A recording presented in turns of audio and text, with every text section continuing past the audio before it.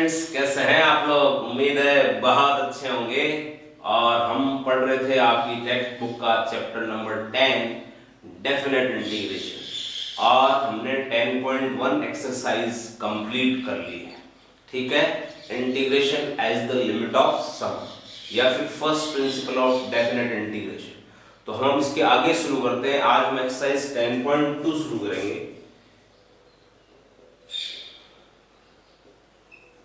ठीक है, तो 10.2 में एक फंडामेंटल थ्योरम ऑफ इंटीग्रेशन आप देख लें। क्या है फंडामेंटल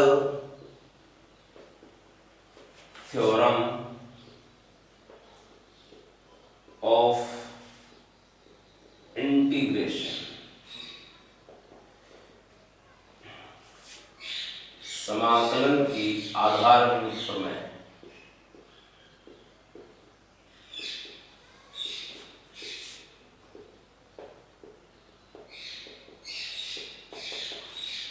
ये क्या है? देखो, यदि f ऑफ x अंतराल a से b, ठीक है, a से b एक अंतराल इंटरवल है, में सतत फलन है, कंटिन्यूअस फंक्शन अगर है, तथा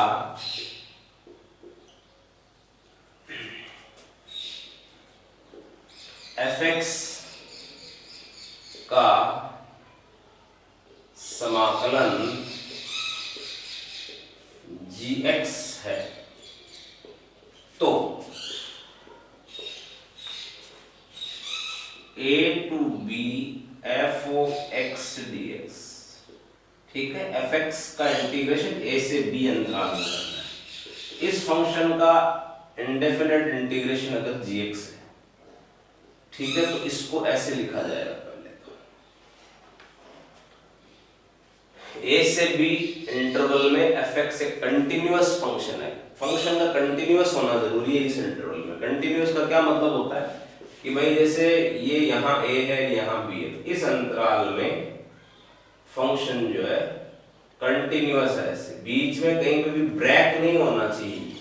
मतलब ऐसा नहीं हो सकता है कि ऐसा हो जाए ऐसे करके फिर ऐसे, यानी कि यहाँ से यहाँ तक आया, यहाँ से टूट गया। अगर आप इसको अपन डिसकंटिन्यूअस फंक्शन बोलते हैं, तो कंटिन्यूअस होना जरूरी है। ठीक है, तो अगर a से b में fx कंटिन्यूअस फंक्शन है, तो अगर इसका इंटीग्रेशन gx आया तो उसको पहले ऐसे लिखा जाएगा, और फिर ये जो लिमिट होगी ये यहाँ अप्लाई कर दोगे आप। पहले x की जगह पुट कर दोगे इस फंक्शन में अपर लिमिट अप्लाई, माइनस इस फंक्शन में लोअर लिमिट। ठीक है, ये बेटर समझ आएगा अपने को क्वेश्चन के अंदर कि भाई क्या करना चाह रहा है, क्या कहना चाह रहा है। आपको सिंपली करना क्या है, आपको एक्सरसाइज 9 का जो भी नॉलेज है वो यहाँ यूज करना है। पूरे चैप्टर में एक्सरसाइज 9 में पढ़ने इंटीग्रेशन अलग अलग तरीकों से करना सीखा है। तो ये एक बार फिर से अगर आप एक्सरसाइज 9 चेक करना चाहते हो कि आपके आती है कि नहीं आती, तो एक्सरसाइज 10.2 बहुत हेल्पफुल होगी उसमें, क्योंकि उसमें पूरे चैप्टर के मिक्स में क्वेश्चन यहाँ 10.2 में आ गए। ठीक है, तो एक रिवीजन हो जाएगा अगर आप सीरियसली इसको लेते हो और घर पे सॉल्व करते हो। ठीक है, तो हमको वही अप्रोच यहाँ यूज करनी पड़ेगी। हाँ, अगर किसी को 9th चैप्टर नहीं आता है तो यहाँ उसको समझ में नहीं आएगी बात। ये एक कंपल्सरी चीज आपको आनी चाहिए, तो ये आप नोट कर लेंगे। ठीक है, ठीक है। इफ fx, इंग्लिश मीडियम वाले इसमें कुछ विशेष है नहीं, लिखना चाहिए क्वेश्चंस में तो कोई हिंदी इंग्लिश का रोल है नहीं, मेनली लैंग्वेज में ही है। तो अगर कोई इंग्लिश मीडियम का बंदा भी देख रहा है, if fx be a continuous function in interval a to b and its integral is gx, then ये वाली चीज वापस यहाँ आ गई, ये यहाँ लिखी। ठीक है, एक बेसिक सी थ्योरम अपन ने लिखी। अब इस चीज को अपन जो है समझते हैं कि कैसे क्वेश्चन करने हैं, क्या इसका मतलब है क्या नहीं। देखो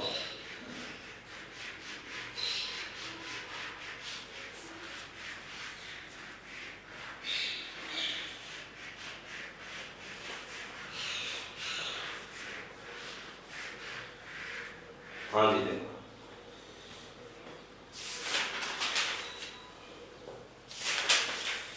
so let us start from the very first question of exercise 10.2 का क्वेश्चन नंबर 1 ले रहा हूँ। एक्सरसाइज 10.2 हम स्टार्ट कर रहे हैं।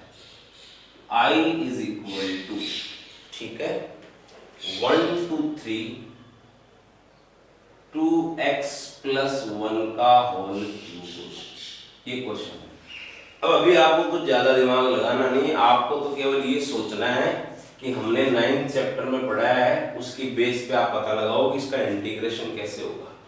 ठीक है, अभी लिमिट विमिट का कोई रोल नहीं है। तो आप देखो ये x क्यूब की तरह लग रहा है, तो इसको मैं x मान लेता हूँ। 2x प्लस 1 को क्या मान ले अपन, x। अच्छा, x अपन किसको मान सकते हैं, याद रखना इंटीग्रेशन में हर किसी को नहीं मान सकते।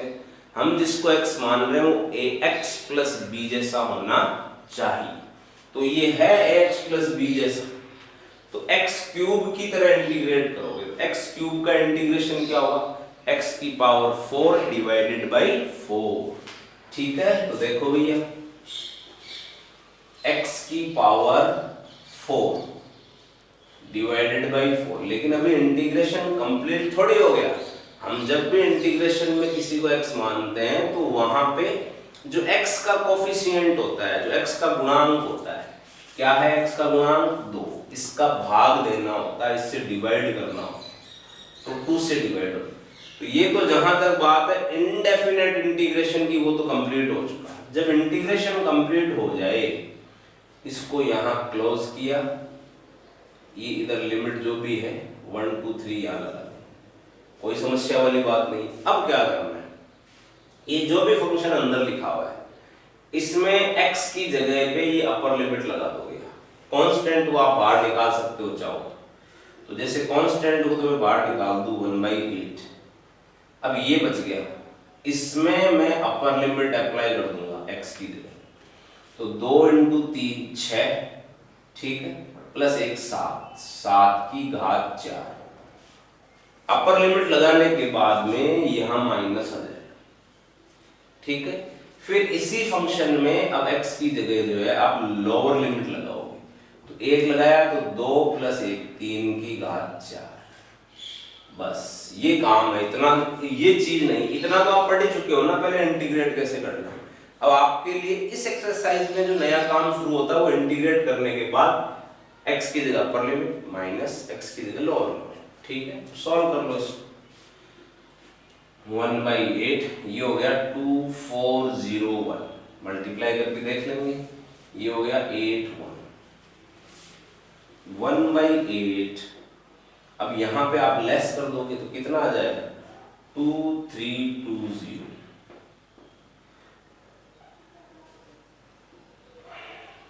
290 आंसर आ गया।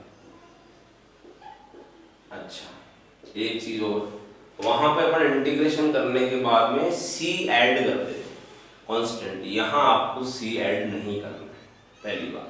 दूसरी बात, इसमें आंसर हमेशा एक ऐसे स्पेसिफिक वैल्यू आएगी।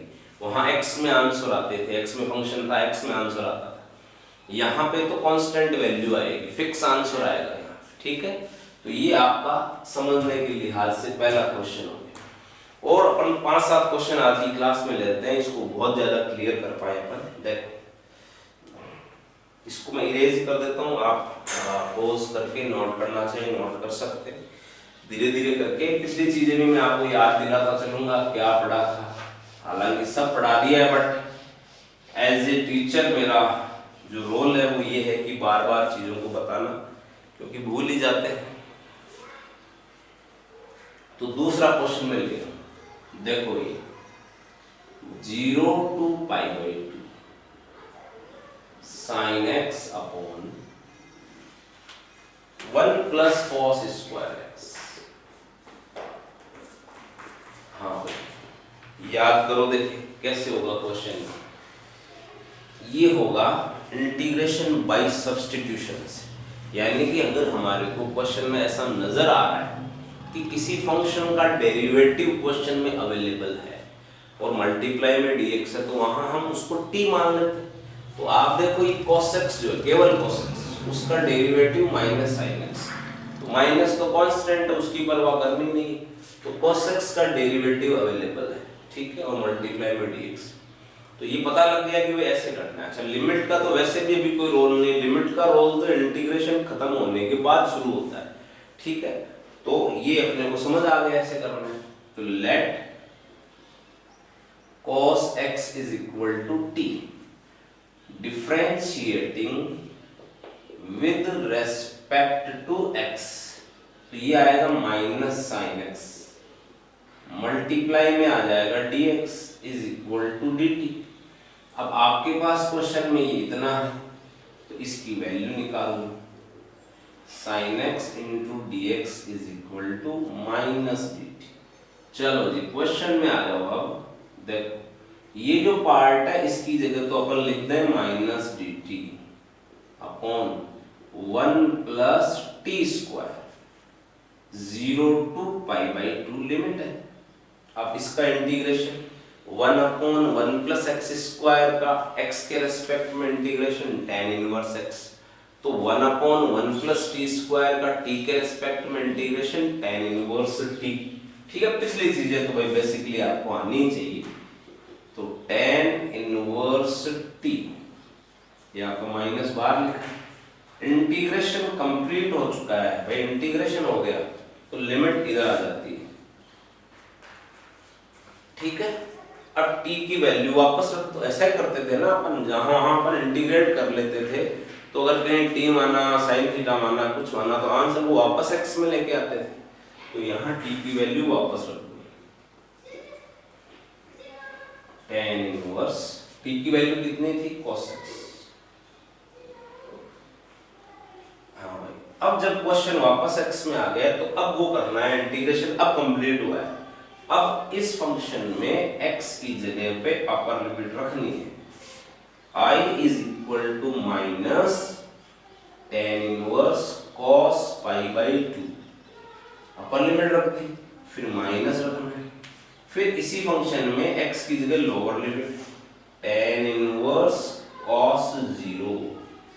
अब इसको सॉल्व कर लो, ये ब्रैकेट क्लोज है, तो माइनस cos पाई बाई 2 की वैल्यू क्या होती है भाई, 0 होती है, माइनस tan इनवर्स cos 0 की वैल्यू क्या होती है, 1 होती है, ठीक है। अब इनवर्स ट्रिग्नोमेट्री काम है, tan इनवर्स 0 की value 0, I is equal to minus 0 minus, और tan इनवर्स 1 की वैल्यू पाई बाई 4।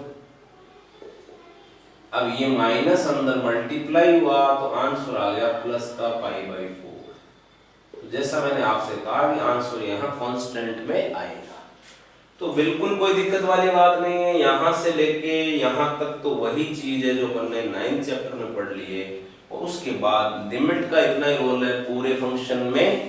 पहले अपर लिमिट लगा दो x की जगह माइनस, फिर पूरे फंक्शन में लोअर लिमिट लगा दो x की जगह, इतना ही रोल है। अब देखो इसमें एक चीज और समझते हैं, वो आपके लिए नहीं होगी, ये तो वही था जो अपन ने पहले पढ़ा है, ठीक है। लिमिट का तो कोई विशेष समझाने वाली बात नहीं है, क्या करना।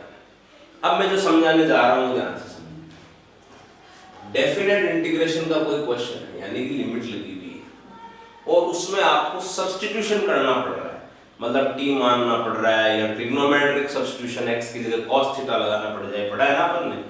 तो वहां पे इस क्वेश्चन को करने का एक तरीका और होगा, और वो तरीका जो मैं बताने जा रहा हूँ हम उसी का यूज करेंगे इस चैप्टर में, वो ज्यादा इजी पड़ेगा हमारे क्वेश्चंस के लिए, ठीक है। क्या है जरा समझे बात। वापस इस क्वेश्चन को सॉल्व कर रहा हूँ, 0 two pi by 2 sin x upon 1 plus cos square x। अब एक बात यहां समझे, इनिशियली यहां क्वेश्चन में क्या लिखा हुआ है dx, यानी हम x के रेस्पेक्ट में इंटीग्रेट करना है, तो ये जो लिमिट है ना ये भी x की ही है, यानी कि ये x इक्वल्स टू 0 है और ये x equals to pi by 2। अगर dx है x के रेस्पेक्ट में इंटीग्रेट कर रहे हैं तो लिमिट भी x की है, ठीक है। अब यहाँ क्या हुआ था, क्वेश्चन x में x के रेस्पेक्ट में इंटीग्रेट कर रहे हैं, लिमिट भी x की है। जब आपने सब्स्टिट्यूशन वगैरह किया, जब क्वेश्चन को t में लेके आए तो क्या हुआ, अब क्वेश्चन किस में है, क्वेश्चन तो t में आ गया, किसके रेस्पेक्ट में इंटीग्रेशन कर रहे हो, t के रेस्पेक्ट में कर रहे हो, तो ये तो सब कुछ t में हो गया, लेकिन लिमिट अभी भी x में तो लिखी है ना भाई, ये तो x की थी ना लिमिट, तो क्वेश्चन t में लिमिट x में, तो गड़बड़ हो गई है। उस गड़बड़ का सुधार कहां जाके होता है, जब ये पूरा इंटीग्रेट हो जाता है। अभी ये फंक्शन t में है लेकिन लिमिट x की है, इसीलिए तो हमने इसको लगाया नहीं यहाँ पे। क्वेश्चन t में लिमिट किसकी है, x की, तो गड़बड़ हो गया मान, उसका सुधार हो गया। यहाँ पे हमने t की वैल्यू जैसे ही वापस रखी, अब फंक्शन भी x में, लिमिट भी x में, तो अब जाके फिर हमने कहा भाई ठीक है, सिमेट्री हो गई दोनों जगह पे, अब लिमिट अप्लाई कर दो।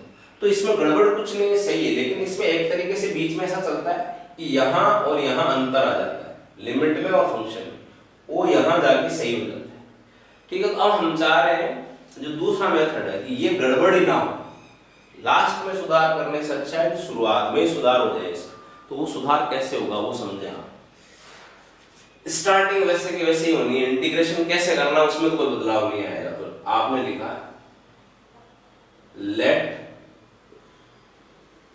cos x is equal to t, वही सेम डिफरेंशिएट वगैरह करोगे तो मैं लिख रहा हूं जो आएगा sin x dx की वैल्यू माइनस dt, इसमें तो कोई समझाने वाली बात है नहीं, ठीक है। अब एक काम करोगे, जैसे ही आपने मान लो अभी लिमिट मत लगाओ, अभी sin x dx की जगह तो आपने माइनस dt लिख दिया और यहाँ 1 plus t square, question t में आ गया तो आप लिमिट भी t में ले आओ, क्वेश्चन t में आ गया तो लिमिट भी t में ले आओ। कैसे आएगी, ये आएगी जहां आपने सब्स्टिट्यूशन किया है वहां से, कैसे आएगी जरा देखो। लोअर लिमिट कितनी है, 0 है, लोअर लिमिट कितनी है 0, यानी x की वैल्यू 0 है, तो when x equals to 0 then t equals to निकालो कितना आना चाहिए। तो आपने यहाँ x की वैल्यू 0 लगाई, cos 0 की वैल्यू क्या होती है 1, तो t की वैल्यू भाई 1 आ गई, ये इसकी लोअर लिमिट हो गई, ये चेंज होगी, ठीक है। x equal to pi by 2 upper limit की बात करो, ठीक है, देन t इक्वल्स टू, तो x की वैल्यू पाई बाय 2 लगाई, cos पाई बाय 2 की वैल्यू कितनी होगी 0, तो t इक्वल्स टू आ गया 0। तो जो लिमिट पहले x में 0 से पाई बाय 2 थी वो t में 1 से 0 हो जाएगी, यानी कि लिमिट अब यहाँ पे लोअर लिमिट 0 के स्थान पे 1 लिख दो और पाई बाय 2 के स्थान पे 0 लिख दो। ये किसकी वैल्यू है, t की वैल्यू है ये, ठीक है। तो अब ये जो इम्प्रोवाइजेशन अपन ने लास्ट में जाके किया उसकी जरूरत नहीं पड़ेगी। अब क्वेश्चन भी t में है, लिमिट भी t में है, अब कोई दिक्कत नहीं। अब आप इंटीग्रेट करो,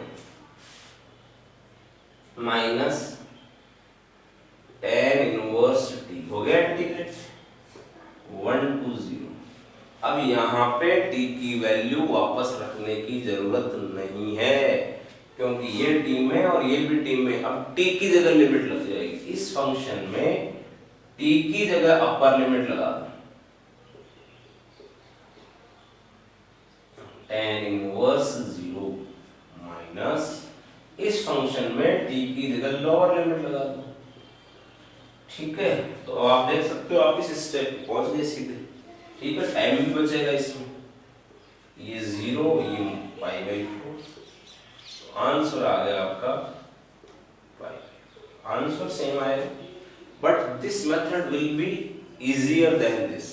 अच्छा अभी तो लग रहा होगा कोई विशेष अंतर नहीं है, 2-3 लाइन का अंतर लग रहा है, लेकिन जैसे जैसे क्वेश्चन थोड़ा कॉम्प्लेक्स होगा है ना, थोड़ा लेंथी होगा, वहां पे ये हमारे को बहुत हेल्प करेगा, ठीक है। वो मैं भी आपको क्वेश्चंस करके बताऊंगा तो आपको समझ आ जाएगी बात। तो ये थोड़ी चीज आपको जिस भी क्वेश्चन में सब्स्टिट्यूशन करना पड़े वहां इसको अप्लाई करेंगे, इसको बात को ध्यान रखना है, ठीक है। तो ये इसको आप आराम से समझ लें, पॉज करके दोबारा देख लें और नोट कर लें, आगे बढ़े फिर अपन, ठीक है। चलो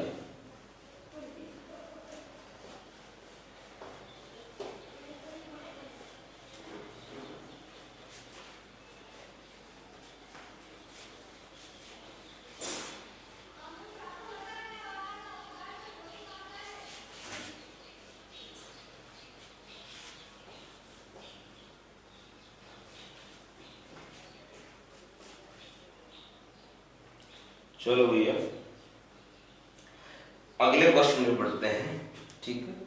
अब मैं आपको कहूंगा कि थर्ड क्वेश्चन आप अपने से ट्राई करें, कैसे होगा वो पता लगाएं, सब्स्टिट्यूशन क्या होगा वो देखें आप।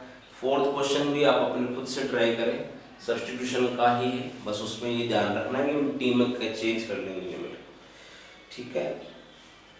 क्वेश्चन नंबर 5 भी आप खुद से ट्राई करें, ये तो बेसिक क्वेश्चन है, 9.1 में ही ऐसा क्वेश्चन आ गया था। कैसे करना है वहां जाके एग्जाम्पल देखना आप 9.1 का, उसी तरीके का है।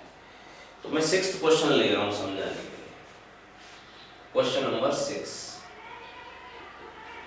0 to c, ठीक है, y upon root y plus c, और ये dy। अब क्वेश्चन y में है, y के रिस्पेक्ट में इंटीग्रेट करना है, तो लिमिट भी y की ही कहलाएगी। फिर अब x की नहीं कहलाएगी, आप पकड़ लोगे x ही, यहाँ पे देख के डिसाइड होगा। तो ये lower limit y equals to 0 है, upper limit y equals to c है, ठीक है। तो ये ध्यान रखना। तो अपन इसको पहले तो ये देखना है कि इसका इंटीग्रेट करें कैसे, अपन किस तरीके से इसको इंटीग्रेट किया जाए। तो इसको इंटीग्रेट करने के लिए आपको इस रूट को हटाने का प्रयास करना पड़ेगा। ये रूट कब हटेगा, जब ये वैल्यू स्क्वायर में आ जाए, अंदर की वैल्यू स्क्वायर में आ जाए। तो y plus c equals to t square मान लो आप, ठीक है। Let y plus c is equal to t square. ये हमने इस रूट को हटाने के लिए स्क्वायर में ले लिया सब्स्टिट्यूशन, ठीक है। तो differentiating with respect to x नहीं आएगा, y आएगा। तो y का y के रिस्पेक्ट में इंटीग्रेशन 1, कांस्टेंट का 0 जब हो गया तो dx नहीं आएगा, क्या आएगा, dy आएगा। t स्क्वायर का 2t, फिर यहाँ dt आ जाएगा, यही हुआ। अब क्या करना है आपको, आपने जैसे यहाँ लगाया, अभी लिमिट मत रखना, ये जो dy है, dy की वैल्यू तो होगी 2t dt, तो 2 मैंने बाहर लिख दिया, t dt। भाई dy की वैल्यू थोड़ा इधर लिख देते हैं, जरूरत पड़ेगी, t dt, 2t dt। अच्छा ये y है, तो y की वैल्यू बताओ क्या है, टी स्क्वायर माइनस सी, टी स्क्वायर माइनस अपॉन, फिर यहाँ रूट, यहाँ आपने टी स्क्वायर लगाया तो ये टी आ गया, ठीक है। अब ये क्वेश्चन टी में आ गया पूरा, लेकिन लिमिट हमको क्या करनी है, अगर ये टी में आ गया तो लिमिट भी टी की लगाओ, ये y की है अभी, तो ये हमेशा आती है। लोअर लिमिट आपकी है y equals to 0, then y equals to 0 लगाओ तो टी स्क्वायर की वैल्यू c, तो टी स्क्वायर में नहीं रखनी है लिमिट, टी में रखनी है। टी में मतलब dt आ रहा है तो टी में रखनी है। यहाँ आपने टी स्क्वायर मानना हो, चाहे टी क्यूब मानना हो, चाहे sin t मानना हो, लिमिट टी की आएगी, तो यहाँ dt आ रहा है, तो टी की वैल्यू कितनी हुई यहाँ से, रूट c। इस बात को कंफर्म कर लेंगे, ढंग से समझ लेंगे, टी स्क्वायर की वैल्यू नहीं रखी जाएगी, वो वेरिएबल जिसमें क्वेश्चन है, x में तो x की, t में तो t की, थीटा में तो थीटा की। y equals to c, then अगर y की वैल्यू c रख दी जाए तो c प्लस c क्या हो गया, 2c, तो t की वैल्यू क्या आ गई, रूट 2c। अब ये लिमिट यहाँ लगा दो, लोअर लिमिट तो रूट c 0 की जगह होगी, यहाँ पे रूट 2c। तो अब ये क्वेश्चन टी में है, और लिमिट ऐसे नहीं सोचे कोई सी में, टी की वैल्यू है तो टी की लिमिट है। चलो जी, अब इसको इंटीग्रेट करेंगे, थोड़ा सा एक बार लिख लेते हैं क्लियरली क्या फंक्शन बच रहा है। ये बच रहा है, तो अब इसको इंटीग्रेट आसानी से किया जा सकता है। देखो i इज इक्वल टू 2 को तो बाहर छोड़ा हमने, टी स्क्वायर का integration t cube by 3 minus c, a constant है तो कांस्टेंट का इंटीग्रेशन x के रेस्पेक्ट में कर रहे होते हैं तो cx आता है, t के रेस्पेक्ट में कर रहे हैं तो ct आ जाएगा। हो गया इंटीग्रेशन कंप्लीट। लिमिट है रूट c से रूट 2c, रूट c से रूट 2c। अब क्या करना है, इस पूरे फंक्शन में जहां जहां t है वहां ये अपर लिमिट लगा दो। अब कैलकुलेशन पार्ट है, इसको थोड़ा सावधानी से करोगे तो आंसर आ जाएगा।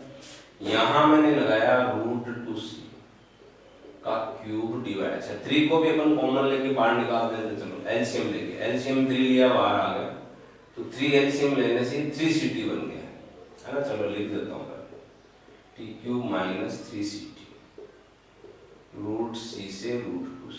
अब लगाते हैं, चलो ले 2/3 t की जगह √2c माइनस 3c t की जगह √2c। ये हमने इस फंक्शन में t की जगह अपर लिमिट लगा दी। अब ये माइनस, ठीक है, अब लोअर लिमिट लगानी है, √c का क्यूब माइनस, यहाँ पे √c लगाओगे तो 3c √c। ये यहाँ पहले हमने अपर लिमिट लगाई माइनस, फिर लोअर लिमिट लगाई। अब इसको सॉल्व कर ले, कैलकुलेशन थोड़ी सावधानी से करनी है, गड़बड़ ना हो जाए। √2 की पावर 3 कितना होता है?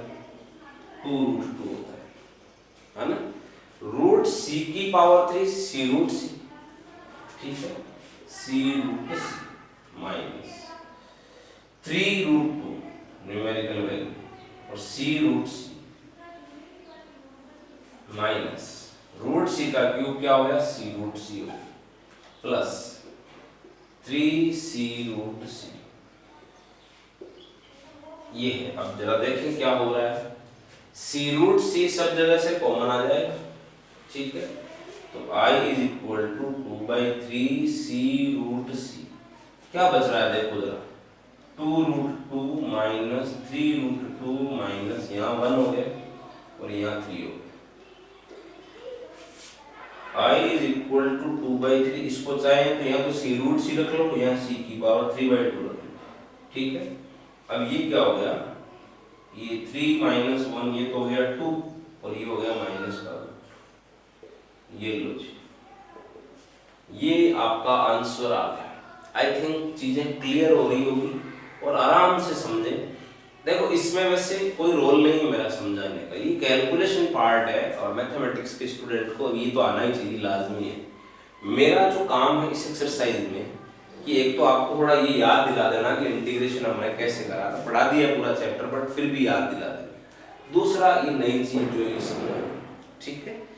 तो ये हमने इसका एक और क्वेश्चन ले लिया, देख।